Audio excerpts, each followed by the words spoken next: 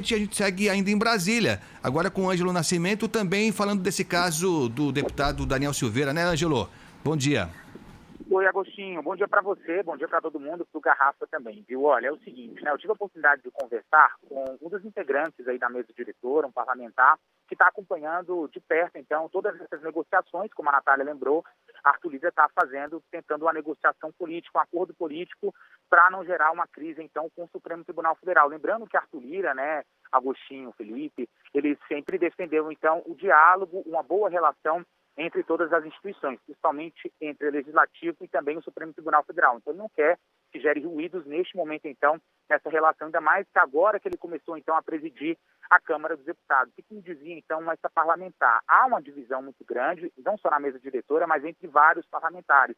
E a grande preocupação apontada, então, por essa pessoa é que justamente abra-se precedente. Qual seria esse precedente? Não foi só Daniel Silveira, por exemplo, que falou esse tipo de coisa, ou que fez ameaças ao Supremo Tribunal Federal, mas tiveram casos de outros parlamentares também que seguiram essa linha. Então, será que a mesma situação vai ser adotada para esses outros parlamentares que agiram da mesma forma que Daniel Silveira? É esse ponto colocado por quem está em dúvida de como proceder.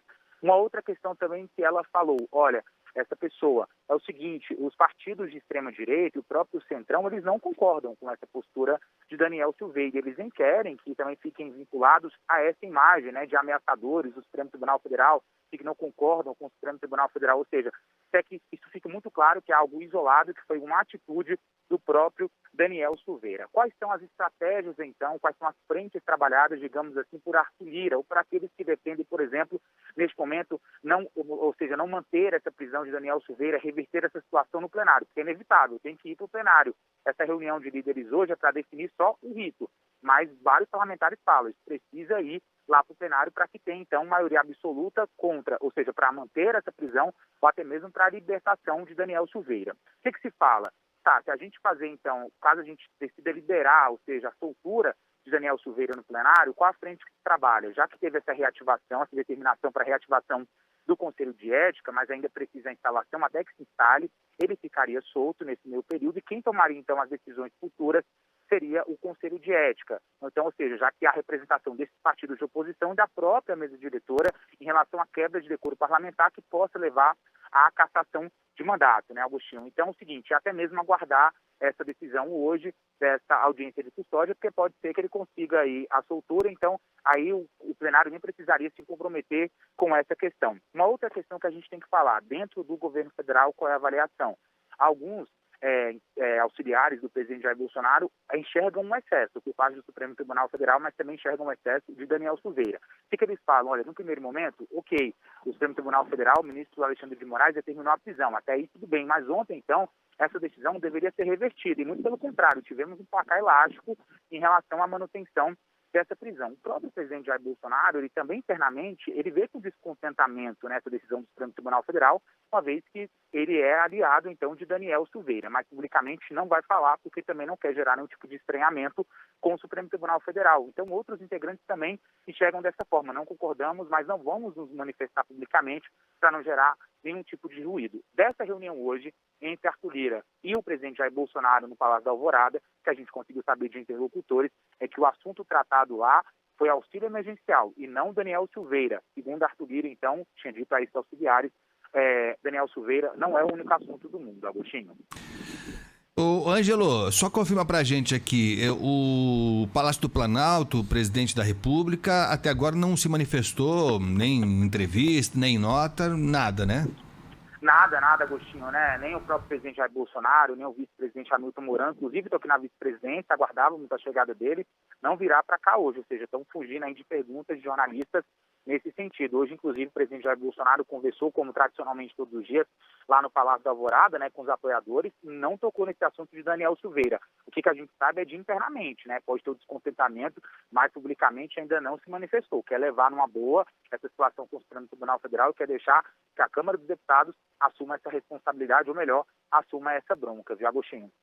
É isso, Ângelo Nascimento está atento lá também em Brasília para saber qualquer movimentação diferente. Teremos alguma movimentação, nós teremos.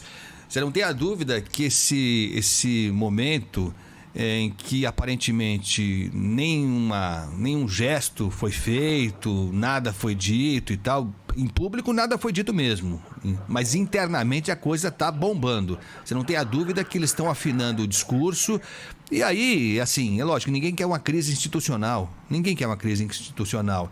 Mas o Supremo se viu na obrigação ontem de tomar uma atitude que talvez devesse ter sido tomada há meses já, lá atrás, para evitar que a coisa chegasse ao limite que chegou. Mas a gente terá seguramente, ou por parte do Planalto, ou por parte do Judiciário, do Congresso Nacional, de todos eles, alguma decisão nas próximas horas. E é provável mesmo que se chegue a um termo de consenso, né, Ângelo? Porque o que está pegando mesmo, acho que ninguém discute o excesso cometido pelo deputado. Acho que ninguém discute. Até o PSL, a executiva do PSL já divulgou nota dizendo que vai iniciar, se é que já não iniciou, um processo para a cassação do mandato do deputado Ângelo Nascimento. Então, não parece haver muita dúvida quanto a isso. Pode ter um deputado ali, outro acolá, que tente contornar a situação, mas o excesso cometido, acho que pouca gente discute.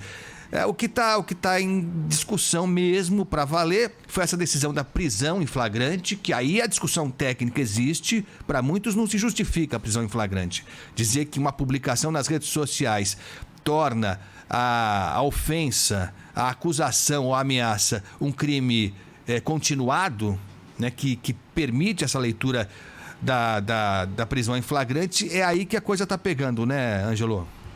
Exatamente, né, Agostinho? Você tocou num ponto extremamente importante. É unânime, né, que houve sim um excesso do parlamentar, ou seja, de Daniel Silveira, né?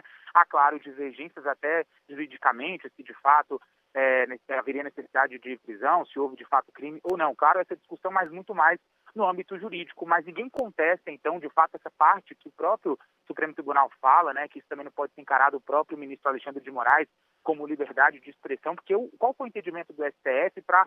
Já havia uma expectativa, inclusive, Agostinho, que tivesse esse placar enorme, de que tivesse a maioria absoluta, porque houve, assim, se fecharam, né? Os ministros, então, colaram junto e se fecharam em relação a isso, porque seria uma resposta não só a Daniel Silveira, mas a casos futuros também, ou seja, uma unidade dentro do colegiado. Era uma pedra que já tinha sido cantada e que acabou, então, se confirmando naquele placar de 11 votos favoráveis à manutenção, então, da prisão dele. Então, todo mundo fala isso, né? Até o próprio presidente hoje do Senado Federal, em entrevista à Rádio Bandeirantes, falou também sobre esse excesso cometido por Daniel Silveira, e o próprio partido do qual ele integra fala de excesso, soltou uma nota de repúdio, ainda fala que discute internamente a possibilidade do afastamento dele do partido, ou seja, ninguém quer ter a imagem vinculada a esse tipo de situação, ou seja, aquilo que o parlamentar falou não reflete o nosso pensamento. Câmara, presidência da Câmara, do Senado e o próprio partido. Agora, a discussão é o seguinte, se teve excesso ou não, é uma resposta do próprio Supremo Tribunal Federal, e a discussão agora cabe muito mais dentro do âmbito jurídico do crime, né, se teve ou não, mas se o excesso ele foi cometido pelo parlamentar, esse é o entendimento de várias pessoas e de vários parlamentares, até aqueles mesmos que pensam assim, vamos voltar para a não manutenção da prisão, mas houve sim um excesso do parlamentar. Tá certo. Ângelo Nascimento, que segue atento lá em Brasília, ele, a Natália Paz, a nossa equipe toda, para trazer novidades, e isso vai acontecer em breve, sobre esse caso do deputado Daniel Silveira. Ângelo, bom trabalho aí para você. Abraço, viu? O Agostinho, para vocês aí também. Forte abraço, querido. Valeu, Ângelo Nascimento, que vai já, creio, trazer novidades sobre esse caso.